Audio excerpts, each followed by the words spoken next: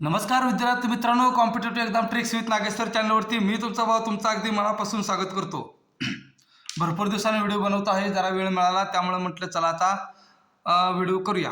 बघा, व्हिडिओ बनवण्याच्या अगोदर, व्हिडिओ सुरुवात करण्याच्या अगोदर मला तुम्हाला सांगायचं आहे की आता राहिलेत परीक्षेला 15-16 दिवस राहिले असतील आपले. ओके, आणि तुम्ही किती पण काय पण म्हणा, पण ह्या शेवटच्या दिवसामध्येच जो आपण कॉन्सन्ट्रेशन आणि फोर्सफुली अभ्यास करतो तो खूप महत्त्वाचा असतो, लक्षात ठेवा. आणि ह्याच दिवसामध्ये होतो असं माझं पण मत आहे. इव्हन तुम्ही वर्षभर आपण प्रॅक्टिस करतो आहोत, पण स्पीड खरं लागतं ना ते ह्या दिवसापासून लागतं. ओके, थंडी बाहेर भरपूर सुटलेली आहे, स्वेटर वगैरे घालून पॅक होऊन बसा आणि आपले लेक्चर बघा. ओके, तब्येत सांभाळा ह्या 15-20 दिवसामध्ये, कारण 15-20 दिवस आपल्यासाठी खूप महत्त्वाचे आहेत. वर्षभर केलेली मेहनत आपण म्हणजे वाया घालवून देऊ नका. ओके, तर चला जास्त वेळ न घेता आपण व्हिडिओला सुरुवात करूया. टान. बघा बघा, हे आता मी ऑक्टोबर 2024, आता मी काय करतो माहिती आहे का, जसा वेळ मिळेल तसं करंटचं म्हणजे लेक्चर पळवण्याचा प्रयत्न करतो. बघा, वचन वगैरे काय देत नाही बाबा. पाठीमागच्या वेळी पण मी म्हटलं करतो, पण समजून घ्या, वेळ मिळत नाही. काढायचं म्हटलं तरी वेळ मिळत नाही, कारण बाकीच्या पण गोष्टी असतात, अभ्यास आहे भरपूर बाकीचा पण. त्यामुळं म्हटलं आता जेवढं आपल्याला करता येईल तेवढं करूया. बऱ्याच दिवस झालं व्हिडिओ टाकला नाही, तुम्ही पण वाट बघत बसला असाल. तर चला, ऑक्टोबर 2024च्या चालू घडामोडी आपण बघणार आहोत. आणि ज्या हे चालू घडामोडी करताना बघा, मी परिक्रमा मासिक यूज केलेला आहे. काय चुकलं असेल तर नक्की सांगा, पण आय थिंक जेवढं महत्त्वाचं आहे तेवढं मी कव्हर करण्याचा या ठिकाणी प्रयत्न केलेला आहे. ओके, तर चला, ऑक्टोबर 2024 बघा, ज्या महत्त्वाच्या फॅक्ट आहेत, ज्या मला वाटतात ज्या महत्त्वाच्या फॅक्ट आहेत, त्या महत्त्वाच्या फॅक्टच तेवढं घेण्याचा मी या ठिकाणी प्रयत्न केलेला आहे. लक्षात ठेवायचं, उगाच फापट पसार जास्त घेत बसलेलो नाही. समजतंय? ओके, व्हिडिओ स्किप न करता व्हिडिओ शेवटपर्यंत बघायचा. चला, जास्त पन्हाळ न लावता आपण व्हिडिओला सुरुवात करूया. चला, ऑक्टोबर 2024 सर्वोच्च न्यायालयाचा नवीन ध्वजाचं अनावरण केलं. कोणी केलं? राष्ट्रपती द्रौपदी मुर्मू यांनी केलं. लक्षात ठेवा. मग या नवीन ध्वजामध्ये काय काय हो, तर अशोक चक्र आहे. ओके, सर्वोच्च न्यायालयाची इमारत आहे आणि भारतीय राज्यघटनेचे पुस्तक पण आहे. लक्षात ठेवा, भारतीय राज्यघटनेचे पुस्तक पण आहे. या तीन गोष्टी सर्वोच्च न्यायालयाच्या नवीन ध्वजामध्ये यांचा समावेश करण्यात आलेला आहे. ओके ओके, चर्चेमध्ये हा एक मुद्दा होता. नुकतंच अपराजिता विधेयक मानणारे राज्य कोणतं, तर ते आहे पश्चिम बंगाल. मग ते कशा संदर्भात होतो, तर बलात्काराचे बलात्कार वगैरे जे होतात त्यांच्यावरती काहीतरी कडक कारवाई करावी त्या आरोपींवरती, ह्यासाठी ते विधेयक आहे, अपराजिता विधेयक. मग काय होतं त्यात तरतूद बघा, बलात्काराच्या कृत्यामुळे जर पीडित व्यक्तीचा मृत्यू झाला तर त्या व्यक्तीला फाशी शिक्षा द्यावी, अशा रीतीने ते विधेयक होतं. फक्त मी वन लाईनर जर म्हटलं तर कसं येऊ शकतो, तर अपराजिता विधेयक मानणारं पहिलं राज्य कोणतं, तर ते पश्चिम बंगाल आहे. लक्षात ठेवा. ओके, चला, मुलींच्या विवाहाचं वय वाढवलेलं आहे बघा या ठिकाणी. 18 वर्षाहून 21 वर्ष केले, तर ते कोणी केलं, तर हिमाचल प्रदेशने केलं. हे असले वन लाईनर कंबाईनला येण्याचे चान्सेस जास्त आहेत. आपण फक्त अंदाज काढू शकतो, पण असे वन लाईनर येण्याचे चान्सेस जास्त आहेत. लक्षात ठेवा. मुलींची विवाहाची वय 18 वरून 21 वर्ष केले हिमाचल प्रदेशने. अंदमान निकोबारच्या राजधानीचं नाव बदलले. लक्षात ठेवा, काय नाव केले आता, श्री विजयपुरम. अक्षराकडे जाऊ नका, तुम्हाला अक्षर अजिबात समजणार नाही. मी जे एक्सप्लेन करतोय त्या एक्सप्लेनेशनवर तुम्ही लक्ष द्या. समजतंय? ओके, चला, अंदमान निकोबारच्या राजधानीचे नवीन नाव काय, श्री विजयपुरम. मग मला खाली कमेंटमध्ये करायचं आहे की अंदमान निकोबारच्या जुन्या राजधानीचं नाव काय होते. समजतंय? ओके, भविष्य पोर्टल चर्चेत आहे. भविष्य पोर्टल कशासाठी आहे बघा, तर पेन्शन प्रक्रियेतील विलंब अडथळे दूर करण्यासाठी एक सॉफ्टवेअर तयार केलं. त्याचं नाव आहे भविष्य सॉफ्टवेअर. ओके, पेन्शन प्रक्रियेतील विलंब अडथळे दूर करण्यासाठी. Point clear? ओके, संविधान मंदिराचं उद्घाटन करण्यात आले. संविधान मंदिराचं उद्घाटन मग मी हे कोणी केलं असं विचारू शकता बरं का, तर ते जगदीप धनखड यांनी केलं. उपराष्ट्रपती जगदीप धनखड यांनी केलेलं आहे संविधान मंदिराचे उद्घाटन. Point clear? ओके, पोलीस दलात महिलांना 33% आरक्षण देणारे पहिलं राज्य कोणतं, तर ते आहे राजस्थान. बघा, नागालँड एक आहे, नागालँडचं काय तर आहे, पाठीमागच्या वेळी आपण बघितलेलं आहे. मी बरं नंतर पण आलं की मी एक्सप्लेन करेन सोडा, पण आता जे आहे ते आपण घेऊया. पोलीस दलात महिलांना 33% आरक्षण देण्यास मंजुरी कोणत्या राज्याने दिली, राजस्थानने दिली. Point clear? Okay, digital summons व वॉरंट नियमांना अधिकृत करणारे प्रथम राज्य कोणते, डिजिटल समन्स म्हणजे अधिकृत करणारं पहिलं राज्य हे असलं खूप महत्वाचं आहे. बघा, लक्षात ठेवा, मी IMP करतो, ते आहे मध्य प्रदेश. पॉईंट कळला, ते कोणतं राज्य आहे, मध्य प्रदेश. व्यक्तिविशेष बघा, डॉक्टर आर्यन अग्रवाल हे खूप म्हणजे चर्चेतलं व्यक्तिमत्व होतं. बघा काय झालं, 84 वर्षाचे असताना त्यांचं निधन झालेलं आहे. DRDOच्या 1983 पासून प्रकल्प संचालक पदावरती काम करतात. त्यांना अग्नी क्षेपणास्त्राचे जनक म्हटले जाते, अग्निमॅन म्हणून ओळखले जाते. ओके, अग्नि क्षेपणास्त्राचे जनक, अग्निमॅन म्हणून ओळखले जाते. पद्मश्री बघा, पद्मश्री आणि पद्मभूषण पुरस्कार त्यांना मिळालेला आहे. इथं पुरस्कारामध्ये आहे कन्फ्युज करू शकतो, पद्मविभूषण टाकू शकतो. लक्षात ठेवायचं, त्यामुळे नीट बारकाव्याने ही गोष्ट वाचायची. ओके ओके, चला, हा एक पॉईंट आहे बघ, लक्षात ठेवा. राईट टू डिस्कनेक्ट नियम. लागू करणारा देश कोणता, तर ते आहे ऑस्ट्रेलिया. राईट टू डिस्कनेक्ट म्हणजे काय, कामापासून तात्पुरतं स्वतःला म्हणजे अलग ठेवायचं. ओके, अलग ठेवायचं, त्याला म्हणायचं राईट टू डिस्कनेक्ट नियम. ओके, जसं आपण अभ्यासाच्या बाबतीत राईट टू डिस्कनेक्ट कधीपासून वापरत आलोय बघा. समजतंय? चला रिपीट.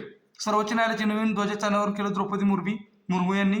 अपरिचिता विधेयक मांडणारं पहिलं राज्य आहे पश्चिम बंगाल. मुलींच्या विवाहाचे वय 18 वरून 21 वर्ष केले हिमाचल प्रदेश. अंदमान निकोबारच्या राजधानीचे नवीन नाव आहे श्रीविजयपुरम.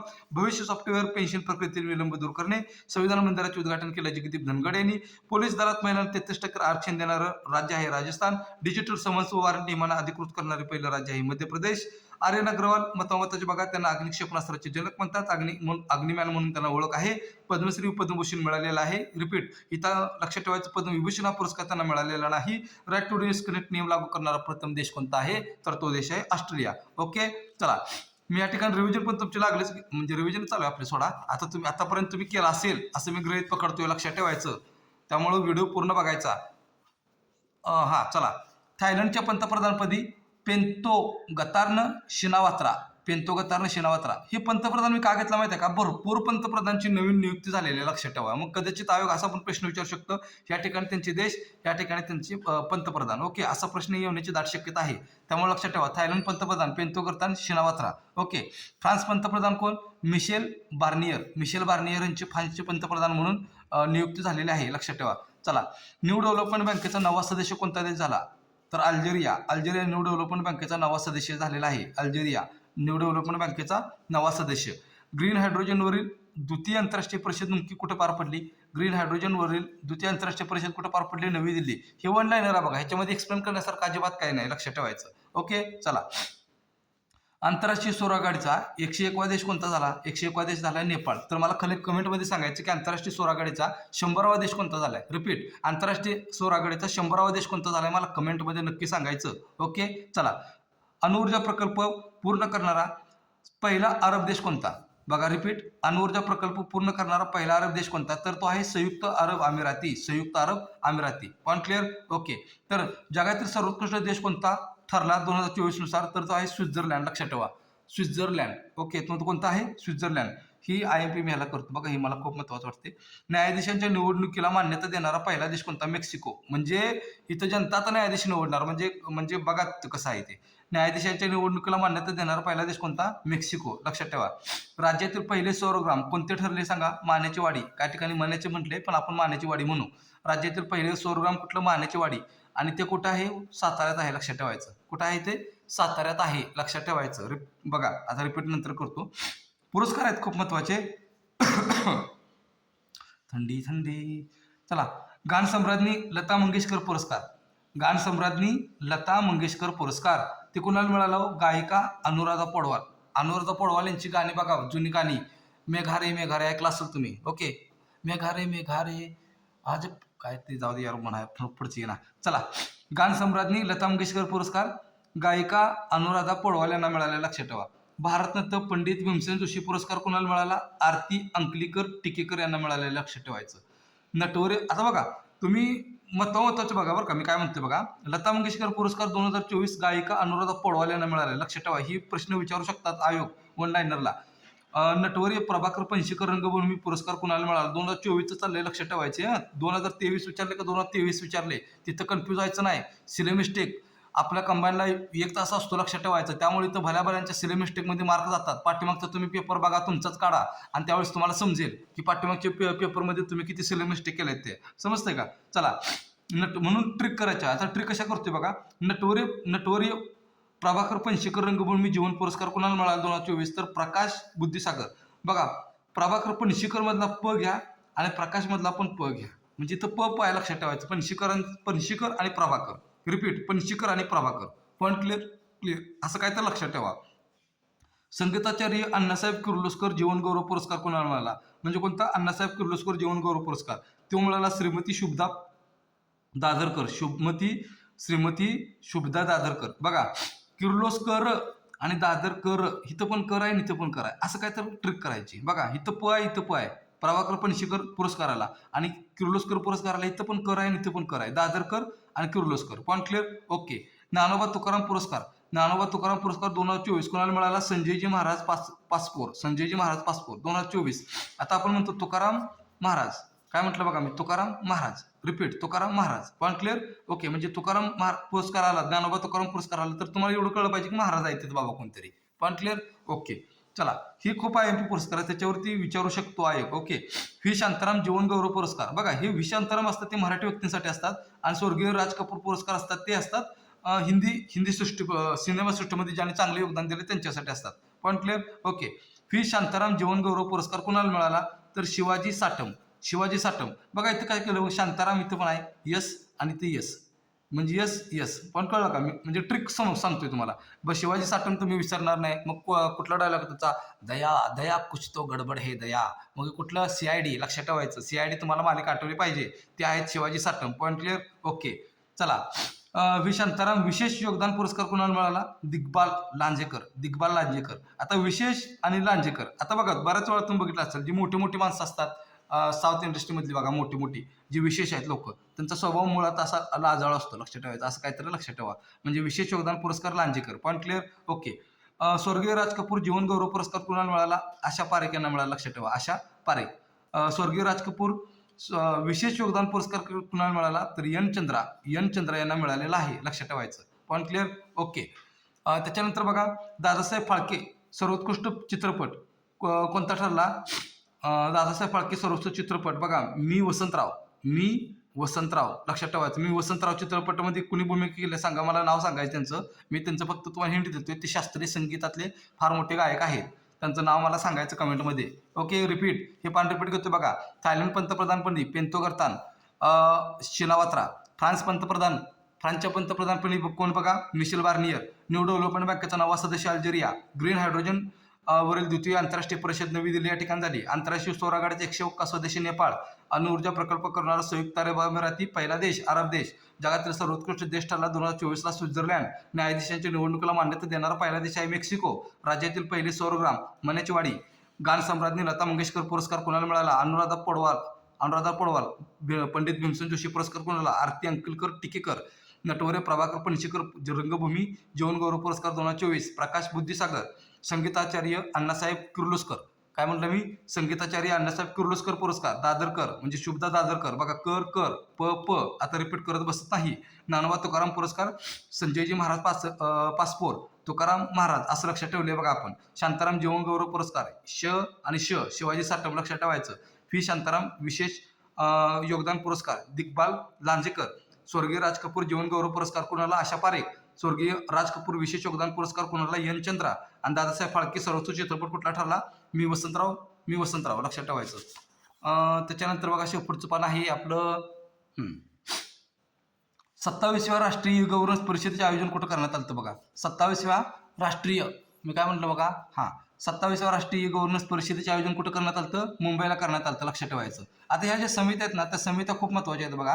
कोणती समिती कशासाठी नेमली होती हे तुम्हाला सांगता आलं पाहिजे बघा. मनीषा पाटणकर समिती कशासाठी नेमली होती? तर छत्रपती शिवाजी महाराजांचा पुतळा नव्याने उभारण्यासाठी वाव किंवा संकल्पना कार्यपद्धती काय असावे ह्याच्यावरती म्हणजे अभ्यास करण्यासाठी मनीषा पाटणकर म्हैसरकर समिती नेमण्यात आलेली होती. Point clear? ओके. नंतर दुसरी एक समिती आहे दांगट समिती कशासाठी नेमली होती? तर जमीन महसूल जो कायदा आहे त्या कायद्यामध्ये सुधारणा करणे. काय म्हटलं मी? जमीन महसूल कायद्यामध्ये सुधारणा करण्यासाठी दांगट समिती नेमण्यात आली होती. 1-9ला पडू शकतो किंवा जोड्याला वाला पडू शकतो, लक्षात ठेवायचं. Point clear? ओके. ह्याच्यामध्ये नियुक्ती 2 महत्त्वाच्या आहेत बघा. ईडीच्या संचालकपदी कोणाची निवड झाली? तर राहुल नवीन यांची नियुक्ती झालेली बघा. ईडीच्या संचालकपदी राहुल नवीन यांची नियुक्ती झाली. रेल्वे बोर्डाचे नवीन अध्यक्ष कोण झाले? सतीश कुमार. यांनी कोणाची जागा घेतली? जया वर्मा सिन्हा यांची जागा घेतली, लक्षात ठेवायचं. त्यांनी जागा कोणाची घेतली? जया वर्मा सिन्हा यांची जागा घेतली. रेल्वे बोर्डाचे नवीन अध्यक्ष सतीश कुमार. रिपीट, रेल्वे बोर्डाचे नवीन अध्यक्ष सतीश कुमार. हा खूप IMP प्रश्न आहे, येऊ शकतो, लक्षात ठेवा. चला, सकल पर्यावरणीय उत्पादन निर्देशांक सुरू करणारे पहिलं राज्य. जिथं पर्यावरणाचं आहे ना, आतापर्यंत तुम्ही प्रश्नपत्र काढा बरं का, त्यामुळे तुम्हाला समजून येईल. जिथं पर्यावरणाचं आहे त्या असले आयोगाने प्रश्न बऱ्याच वेळा विचारलेले आहेत. चला, सकल पर्यावरणीय उत्पादन निर्देशांक सुरू करणारे पहिलं राज्य कोणते आहे? तर ते आहे उत्तराखंड. ते कोणते आहे? उत्तराखंड. मग काय निर्देशांकाचा उपयोग काय होईल? तर परिसंस्थेच्या विकासाचे मूल्यमापन होणार आहे, त्यांनी लक्षात ठेवा. परिसंस्थेचा जे काय विकास आहे त्याचं मूल्यमापन आपल्याला करता येणार आहे. Point clear? ओके. स्वदेशी बनावटीचे पहिले प्रदूषण नियंत्रण जहाज स्वदेशी बनावटीचे पहिले प्रदूषण नियंत्रक जे जहाज आहे नव्याने लॉन्च केले त्याचं नाव काय बघा, समुद्र प्रताप. बघा आपण लक्षात कसं ठेवायचं, प्रदूषण करून आपण काहीतरी प्रताप केला आहे जो वाईट आहे, ओके, तो दूर करायचा आहे, लक्षात ठेवायचं. ओके, समुद्र प्रताप. पण क्लिअर. ओके, आता माझं मन मला असं सांगते, लक्षात ठेवा मित्रांनो, जे काही वादळं आलेले आहेत ती वादळं आणि त्यांना नावं देणारे देश एका बाजूला आयोग विचारू शकतो त्या जोड्या लावायला पडू शकतात. म्हणजे कसं बघा, आसना जे चक्रीवादळ हे आसना नाव दिलेलं आहे पाकिस्ताननं, म्हणजे स्तुती करणे वगैरे आहे त्याचं, ती काय सांगत बसत नाही. आसना म्हणजे पाकिस्ताननं नाव दिलेलं आहे, मोका नाव दिलेलं आहे येमेननं, बिपरजॉय नाव वादळाला दिले बांगलादेशनं, तेज नाव दिले भारतानं, हमून नाव दिले इराणनं आणि मिथिली नाव दिले मालदीवनं. मग तुम्ही म्हणाले हे लक्षात कसं ठेवायचं, बघा लक्षात ठेवण्यासाठीच आपला चॅनल आहे आणि एकदम सोप्या पद्धतीने मी सांगण्याचा प्रयत्न करतोय. बघा तुम्हाला समजतं काय, ते 2-4च लक्षात ठेवा, तुमच्या जोड्या लागून जातील, तुमचा हा प्रश्न कधी चुकणार पण नाही कदाचित. ओके, चला. मोका येमेन म्हणजे बघा आता पाठ्यमागचे 2000 मला वाटतं 2020, 21, 22, 23, 2021 साल एका गाण्यानं म्हणजे हिट केलं. ते गाणं कुठलं होतं बघा, मोये मोये. ओके, ते गाणं कुठलं होतं, मोये मोये. ओके, ती मोये मोये तुम्हाला आठवलं पाहिजे. म्हणजे प्रत्येक बघा दरवर्षी एक गाणं हिट होत राहते, लक्षात ठेवायचं. 2021 जे साल होतं ते ते हिट कुठल्या गाण्यानं केलं, मोये मोयेने केलं. ओके, 2022 कुठल्यानं केलं, ते टेंगे टेंगे आलतं बघा मधीच. ओके, 2022 त्यानं हिट केलं, समजते का. म्हणजे आता टेंगेचं तर काय घेऊ नका, फक्त तिथं मोये मोये लक्षात ठेवा. Okay, Mocha Yemen. Point clear. Okay, Biparjoy इथं पण बी आहे बघा, इथं पण बी आहे. बीजी बिपरजॉय बांगलादेश असं तुम्ही लक्षात ठेवू शकता. तेज तेज कोणत्या देशाचं तेज आहे बघा, भारताचं तेज, लक्षात ठेवायचं, भारताचं Tej. Okay, Hamoon Hamoon Iran, rhyming words match होत आहेत का बघा, Hamoon Iran, repeat, Hamoon Iran, rhyming words match करा. आणि मिथिली मालदीव, इथं मामी लक्षात ठेवा, इथं काय लक्षात ठेवा, मामी म्हणजे काय, मिथिली मालदीव किंवा मालदीव मिथिली. एवढं जर तुम्ही लक्षात ठेवलं तर तुमचा हा प्रश्न चुकणार नाही, याची गॅरंटी मी तुम्हाला देतो. Point clear. ओके, त्यानंतर बघा स्वच्छ वायू सर्वेक्षण पुरस्कार 2024 कुठल्या शहराला मिळाला, असं कुठलं शहर आहे की ज्याची लोकसंख्या 10 लाखापेक्षा जास्त आहे, अशा शहराला मिळालेला आहे. तो कुठलं शहर आहे, तर ते आहे सुरत, लक्षात ठेवायचं. Point clear. कुठलं शहर आहे, सुरत आहे. पहिले आशियाई जटायू संवर्धन केंद्र कुठं बाबा स्थापन केलं, तर ते केलं उत्तर प्रदेशामध्ये स्थापन केलं. वन लाईनरला आला तर हा प्रश्न येऊ शकतो, अशी दाट शक्यता आहे. Point clear. ओके, स्लिम नावाची चंद्रयान मोहीम कोणत्या देशाने चालू केली, तर ती केली जपाननं चालू केली, लक्षात ठेवायचं. कोणत्या देशाने चालू केली, जपान. स्लिम, आता तुम्हाला स्लिम लक्षात बघा, जपान असतील ती लोक आरोग्याकडे भरपूर लक्ष देतात. तिकडं 100 वर्षापेक्षा क्रॉस केलेल्या लोकांच्या पळायच्या स्पर्धा असतात, म्हणजे ते आरोग्याला किती जपतात बघा. ओके, म्हणजे जपानचे लोक कसे आहेत, मी काय सांगितलं, स्लिम आहेत, लक्षात ठेवायचं. असं लक्षात ठेवलं तर तुम्हाला कदाचित त्या ठिकाणी आठवून जाईल. ओके ओके, द्वितीय अणुशक्तीवर चालणारी बॅलिस्टिक क्षेपणास्त्र पाणबुडी, बघा अणुशक्तीवर चालणारी बॅलिस्टिक क्षेपणास्त्र पाणबुडी कुठली, तर 2 होत्या बघा. पहिली होती INS अरिहंत आणि आता नवीन आहे INS अरिघात, लक्षात ठेवायचं. त्यामुळे तिने द्वितीय विचारलं का पहिली विचारले ह्याच्यामध्ये अजिबात कन्फ्यूज व्हायचं नाही, कळलं. ओके, हा एक खूप महत्त्वाचा प्रश्न आहे. देशातील पहिले पुन्हा वापरता येण्याजोगे हायब्रिड रॉकेट, रिपीट, देशातील पहिले पुन्हा वापरता येण्याजोगे हायब्रिड रॉकेट आहे, त्याचं नाव काय, रुमी 1 नाव आहे त्याचं, लक्षात ठेवा. रुमी 1 म्हणा तुम्ही, रुमी 1 नाव आहे त्याचं. Point clear. Okay, I think तुम्हाला समजलेलं असेल.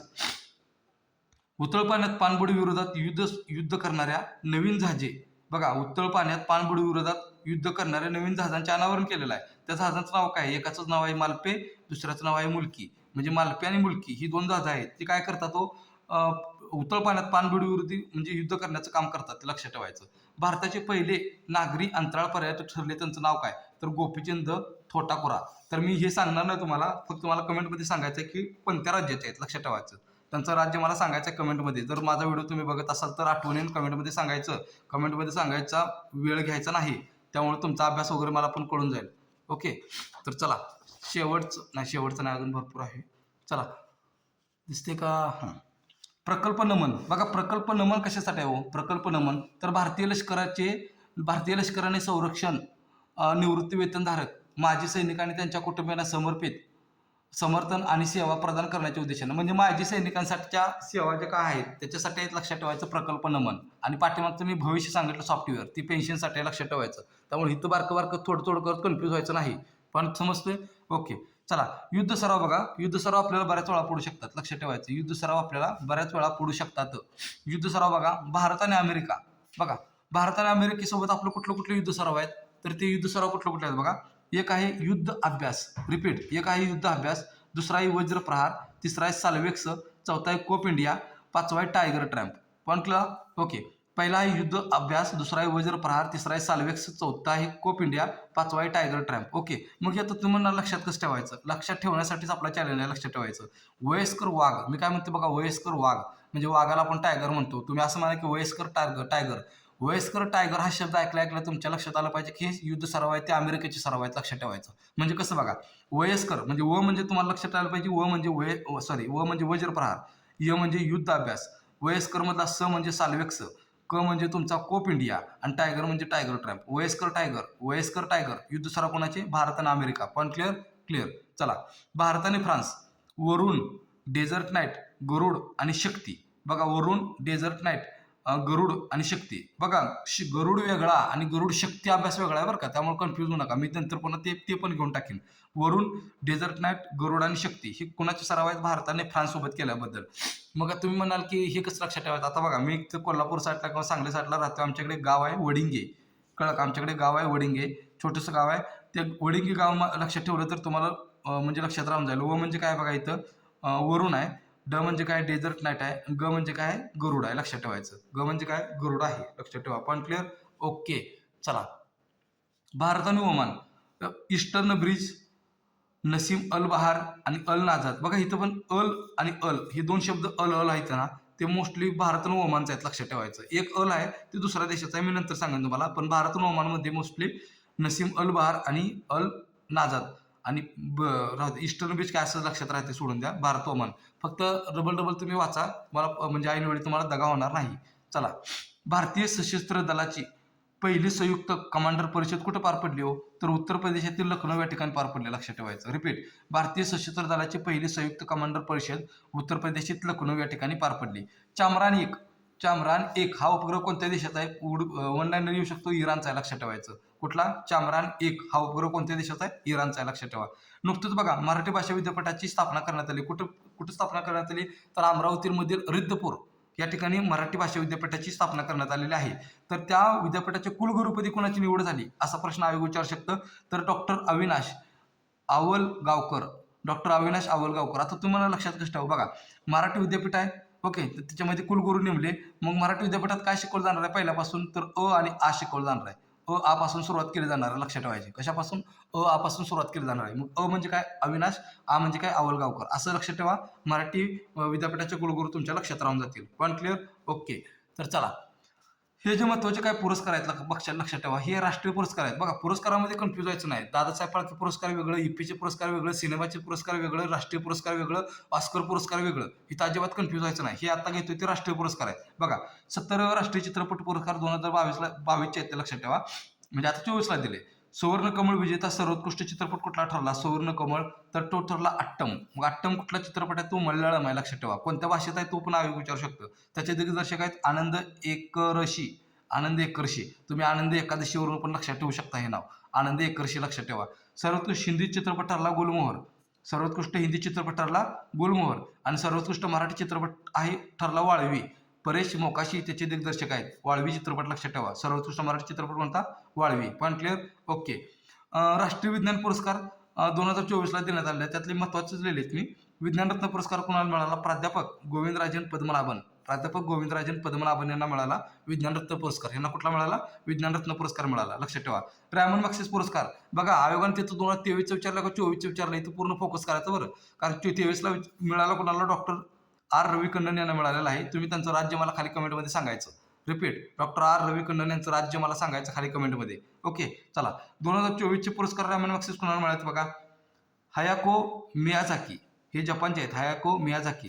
कर्म फुटनशो हे भूतानचे आहेत. रुरल डॉक्टर मुवमेंट ही मुवमेंट आहे ती थायलंडची आहे.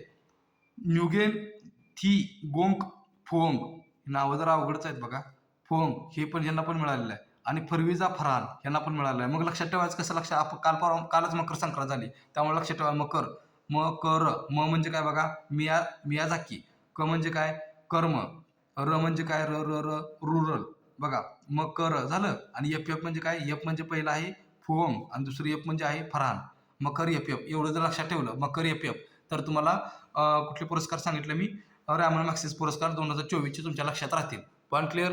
ओके, आता ह्या मंथमधला शेवटचं पेज आहे आपलं, बघा, लक्षात ठेवा. ते काय 2 मिनिटात होऊन जाईल. व्हिडिओ बघताय का पूर्ण? व्हिडिओ अजिबात स्किप करू नका, खूप महत्त्वाचा आहे, लक्षात ठेवा. आता जरपर्यंत जर काय केलं नसेल तर कदाचित व्हिडिओ पडतील, तेवढं जर केलं तर तुम्हाला नक्की मार्क पडतील बघा. चला, नुकतेच भारतात कुठं इथंच आहे का? हां, नुकतेच भारताचे युवा आयकॉन म्हणून कोणाला सन्मानित केलं? युवा आयकॉन आयुष्मान खुराना आणि नीरज चोप्रा. आयुष्मान खुराना आणि नीरज चोप्रा, लक्षात ठेवा. नाविन्यपूर्ण हॉलिडे हाइस्ट मोहिमेसाठी पाटा गोल्ड अवॉर्ड 2024 कोणाला मिळाला? नाविन्यपूर्ण हॉलिडे हाइस्टसाठी. तर तो मिळाला केरळ टुरिझमला मिळाला, लक्षात ठेवायचं. हे एक पुस्तक आहे बरं का, चर्चेत होतं त्यामुळे मी लिहिले, पडेल पण कदाचित सांगता येत नाही. Modi's governance triumph. Modi's governance triumph reshaping India's path to समृद्धी. बघा, एवढं लक्षात ठेवा, मोदीज गव्हर्नन्स टाइम्स असे पुस्तक कोणाचं आहे? तर तरुण चूग यांचं पुस्तक आहे, लक्षात ठेवायचं. तरुण चूग यांचं पुस्तक आहे. रिसेट कार्यक्रम कशासाठी आहे? तर निवृत्त खेळाडूंना रोजगारक्षम बनवणे. ज्यांचं वय 18 ते 50च्या दरम्यान आहे त्यांना रोजगारक्षम बनवणं. रिसेट कार्यक्रम, लक्षात ठेवायचं. Point clear? ओके. ICCचे नवीन अध्यक्ष कोण झाले? तर जय शाह. हे कोण आहेत? अमित शहाचे मुलगा आहेत, अमित शहाचे पुत्र आहेत, लक्षात ठेवायचं. ICCचे नवीन अध्यक्ष जय शाह. तर ते ICCचे अध्यक्ष बनणारे कितवे भारतीय ठरले? लक्षात ठेवायचं. तर ते 5वे भारतीय ठरले, लक्षात ठेवायचं. Point clear? ओके. ह्याच्या अगोदर जय शाह कोण होते? तर 2019 मध्ये BCCI ते सचिव पण होते, लक्षात ठेवायचं. Point clear? ओके. हे महत्त्वाचं आपण घेण्याचा प्रयत्न केला आहे. आता 26वे सिएट क्रिकेट पुरस्कार, म्हणजे क्रिकेटची पुरस्कार आहेत, लक्षात ठेवा कुठले आहेत. जीवन गौरव पुरस्कार कुणाला मिळाला? राहुल द्रविडला मिळाला. आंतरराष्ट्रीय क्रिकेटपटू पुरस्कार कुणाला मिळाला? रोहित शर्माला मिळाला. ओके. कसोटी सामन्यात उत्कृष्ट कामगिरी करणारे पुरुष कोण कोण आहेत बघा. वर्षातील सर्वोत्तम उत्तम कसोटी प्लेअर कोण ठरला? यशस्वी जयस्वाल. माहित असेल तुम्हाला, नवीनच आहे तो. वर्षातील सर्वोत्तम कसोटी गोलंदाज कोण ठरला? रविचंद्रन अश्विन, लक्षात ठेवायचं. हे झालं कसोटीतलं, समजते का? आता हे वन डेतलं बघा. वन डे मधलं पुरुष कामगिरी, वर्षातील सर्वोत्कृष्ट फलंदाज कोण? विराट कोहली. ओके. आणि वर्षातील सर्वोत्तम गोलंदाज कोण? मोहम्मद शमी, लक्षात ठेवायचं. पण क्लिअर? ओके. T20 मध्ये पुरुष कामगिरी करा. बघा, इथं T20 मध्ये आपल्याला सूर्यकुमार वाटू शकतो, पण ह्यावेळी नाही. फिल साल्ट हे ह्यांना वर्षातील सर्वोत्कृष्ट फलंदाज ठरलेले आहेत T20 मधले. पण कळते का? ओके. चला, पॅरिस पॅरालिम्पिक स्पर्धा 2024. पॅरालिम्पिक स्पर्धा कुठे पार पडल्या? पॅरिसला पार पडल्या. बघा, सुरका. आता सुरका म्हणजे तुम्हाला कळणार नाही लोक. सुरका म्हणजे काय बघा. सुरका म्हणजे सु म्हणजे सुवर्ण, र म्हणजे रौप्य आणि का म्हणजे कांस्य, तुम्ही म्हणजे सुरका. ओके. सुवर्ण किती मिळाले आपल्याला? 7. रौप्य किती मिळाली? 9. आणि कांस्य किती मिळाली? 13. पण क्लिअर? ओके. एकूण किती पदक मिळालं आपल्याला? पदक जिंकले आपण, तरी 29 जिंकले, लक्षात ठेवायचं. 29 होते का बघा. 13 आणि 7 20 9 29. बघा, पॅरिस पॅरालिम्पिकमध्ये आपल्याला 29 पदकं मिळाली. आणि पदतालिकेत भारताचं स्थान किती होतं? 18 होतं. पॅरिस ऑलिम्पिक पण आपण नंतर घेणार आहोत. तात्पुरती पॅरालिम्पिक बघा, लक्षात ठेवा. ध्वजवाहक कोण होतं? तर भाग्यश्री जाधव आणि सुमित अंतिल हे आपले कोण होते? ध्वजवाहक होते, लक्षात ठेवायचं. पण क्लिअर? ओके. पदतालिकेमध्ये प्रथम क्रमांक आहे चीनचा, द्वितीय क्रमांक आहे ग्रेट ब्रिटनचा, तृतीय क्रमांक आहे युनायटेड स्टेट्स ऑफ अमेरिकेचा. ओके. आणि भारताचा क्रमांक आहे तो 18. फक्त सुरका लक्षात ठेवा. 7, 9 आणि 13. 7, 9, 13 पॅरिस ऑलिम्पिक. तुम्ही म्हणाल की हे 29 आणि 18 लक्षात राहिला. बघा मी काय म्हणतो, कसं करतोय बघा. 29 पदकं मिळाली का? 29 पदकं मिळाली. मग 2 आणि 9 ह्याच्यामध्ये गुणिले करा. 9 दोन्ही काय झालं? 18. म्हणजे पदतालिकेत आपला क्रमांक 18 आहे, असं लक्षात ठेवायचं. पण क्लिअर? इथल्या इथंच काय तर ट्रिक बनवून टाकायची, समजते का?